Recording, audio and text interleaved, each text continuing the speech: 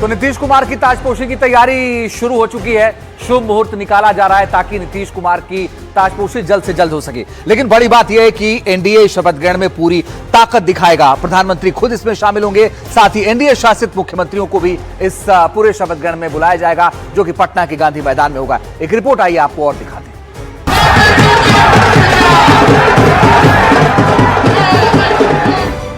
फिर आएंगे नीतीश कुमार, तैयारी है जोरदार। बिहार का राज, नीतीश के माथे सजेगा ताज।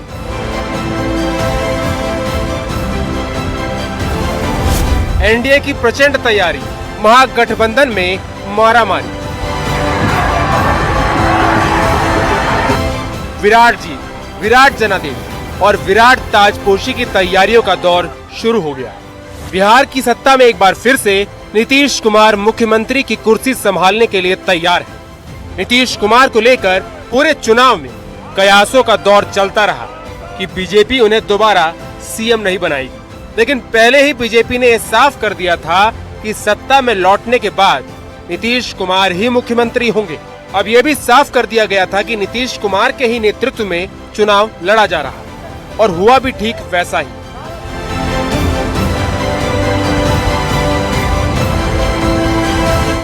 आज सिर्फ एनडीए की विजय ही नहीं हुई है, ये लोकतंत्र की भी विजय है।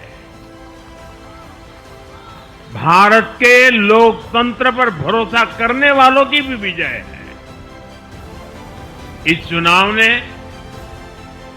भारत के चुनाव आयोग पर जनता के विश्वास को और मजबूत किया है। एनडीए गठबंधन 160 के आसपास सीट जीत कर आएगा और जो बचा है वो सारा सब में बटेगा। यही वो मुहर थी जो ये बताने के लिए काफी थी कि एनडीए में सब कुछ पहले ही तय हो चुका था। ना शक की कोई गुंजाइश थी और ना ही कोई मतभेद था। शायद इसी वजह से जनता ने एनडीए को ऐसा विराट जनादेश दिया और नरेंद्र मोदी और नीतीश कुमार के चेहरे पर मुहर लगा दी। बिहार में आज से सरकार के गठन की कवायद का दौर तेज हो गया। एनडीए शपथ ग्रहण समारोह में शक्ति प्रदर्शन की योजना पर काम कर रहा है। 18वीं विधानसभा के गठन से पहले कई संवैधानिक प्रक्रिया पूरी की जानी है। इसके लिए सबसे पहले चुनाव आयोग बिहार के राज्यपाल आरिफ मोहम्मद खान को अंतिम परिणामों की जानकारी देगा, जिसके बाद आदर्श आचार संहिता समाप्त हो जाएगी। मुख्यमंत्री नीतीश कुमार ने कल कैबिनेट की बैठक बुलाई, जिसमें वर्तमान 17वीं विधानसभा को भंग करने के प्रस्ताव को मंजूरी मिलने की संभावना है। इस प्रस्ताव के पारित होने के बाद नीतीश कुमार राज्यपाल को अपना इस्तीफा सौंप देंगे, जिससे सरकार गठन के अगले चरण का रास्ता साफ हो जाएगा। नई सरकार का शपथ ग्रहण समारोह पटना के गांधी मैदान में होगा, जिसको लेकर तैयारियां चल रही हैं। शपथ ग्रहण समारोह में प्रधानमंत्री नरेंद्र मोदी समेत अन्य बीजेपी शासित राज्यों के मुख्यमंत्री शामिल हो सकते हैं। वहीं पीएम मोदी का शेड्यूल तय होने के बाद 19 या 20 नवंबर को शपथ ग्रहण समारोह होने की उम्मीद जताई जा रही है। Bureau report, NDTV India. तो बिहार चुनाव के नतीजों के बाद जनसुराज पार्टी के नेता तमाम सवाल उठा रहे हैं। प्रशांत किशोर की पार्टी के अध्यक्ष उदय सिंह ने इसे एनडीए का खरीदा हुआ बहुमत बताया, तो उनकी पार्टी के प्रवक्ता ने वर्ल्ड बैंक के पैसों में हेरफेर का आरोप नीतीश कुमार पर लगा दिया। देखिए क्या आरोप प्रत्यारोप लग रहे हैं।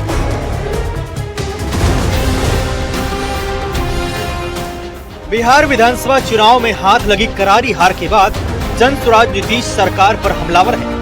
एक तरफ पार्टी परिणाम को स्वीकार करने का दावा कर रही है, तो दूसरी तरफ एनडीए को मिले बहुमत को खरीदा हुआ बता रही है।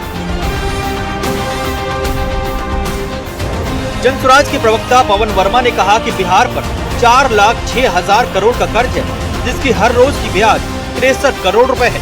बिहार का खजाना खाली है।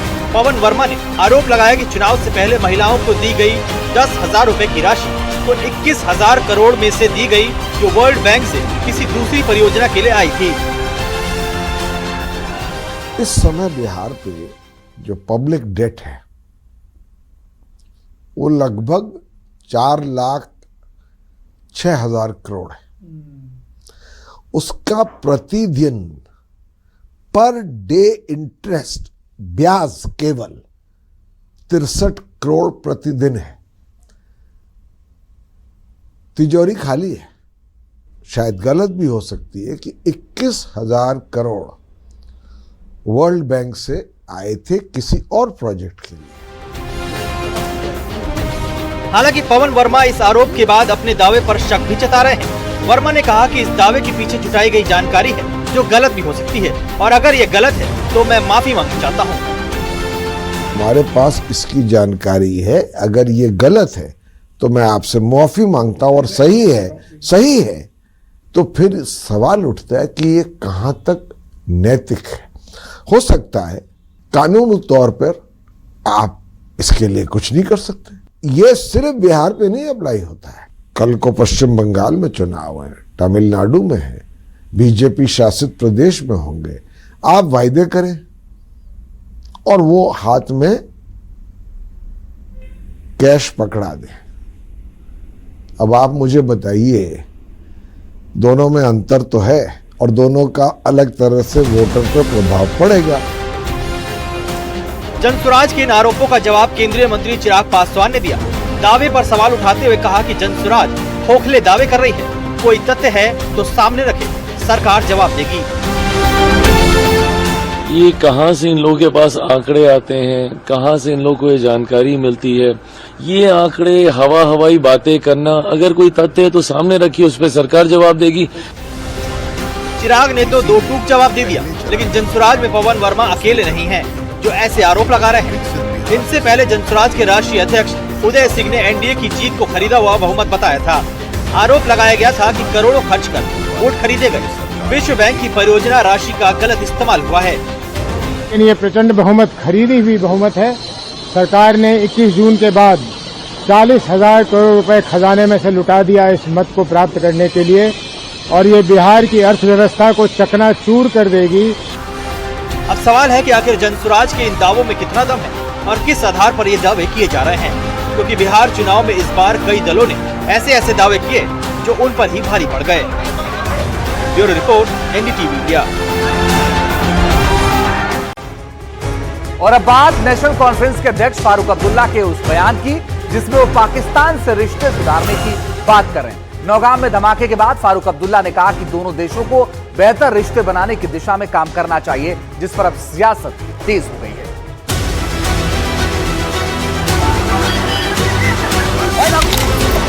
मैं उम्मीद करूंगा कि ऐसी बात नहीं होगी, उसे तो कुछ नहीं निकला। ये दोनों मुल्क ताल्लुकात बेहतर कर सके, तो वही एक रास्ता है। अब कब तक हम लोगों को इसका देना पड़ेगा? कब तक? हमारी इन्वेस्टिगेशंस में गलतियां हैं, कहीं ना कहीं तो हम फेल हो रहे हैं अपनी इंटेलिजेंस में। दिल्ली में हुए ब्लास्ट के बाद एक तरफ लगातार खुलासे हो रहे हैं, आतंकवादियों से पूछताछ के बाद सुरक्षा एजेंसियां लगातार कार्रवाई कर रही हैं, तो दूसरी तरफ फारूक अब्दुल्ला के बयान पर सियासी घमासान मचा हुआ है भारत पाकिस्तान के रिश्तों को लेकर। फारूक अब्दुल्ला ने बयान दिया था, कहा था कि दोनों देशों को बेहतर रिश्ते बनाने की दिशा में काम करना चाहिए। साथ ही ऑपरेशन सिंदूर पर भी सवाल उठाया था। मैं उम्मीद करूंगा कि ऐसी बात नहीं होगी, उसे तो कुछ नहीं निकला, नतीजा नहीं निकला। हमारे 18 आदमी मारे गए, हमारे बॉर्डरों पर नुकसान हुआ। अल्लाह करे ये दोनों मुल्क अपने ताल्लुकात बेहतर कर सके। फारूक अब्दुल्ला का यह बयान जम्मू कश्मीर के नौगाम में एक पुलिस थाने में हुए विस्फोट के बाद सामने आया। यह विस्फोट उस समय हुआ था जब एक पुलिस दल फॉरेंसिक विशेषज्ञों के साथ लाल किला विस्फोट की जांच से जुड़े विस्फोटक पदार्थों की जांच कर रहा था। हालांकि फारूक अब्दुल्ला इस जांच पर ही सवाल उठाने लगे। हम लोगों की गलतियां हैं, जो इस चीज को बेहतर समझते हैं, बेहतर जानते हैं, इन एक्सप्लोसिव्स को कैसे हैंडल करना है, हमें उनसे बात करनी चाहिए थी पहले, इसके बजाय कि हम उंगलियां डालने लगे जिसके बारे में हमें कुछ पता नहीं है। उसका नतीजा आपने देख लिया। बेगुनाह 9 लोगों की जान गई और कितना नुकसान, बाकी लोगों का हुआ जिनके मकान वहां हैं। फारूक ने पाकिस्तान से रिश्ते सुधारने का राग अलापा तो सियासी बयानों ने रफ्तार पकड़ ली। फारूक के बयान पर बीजेपी हमलावर दिखी और आतंकियों की भाषा बोलने का आरोप लगाया। और इसी के साथ वक्त हो गया एक छोटे से ब्रेक का। थोड़ी सी इंतजार के बाद फौरन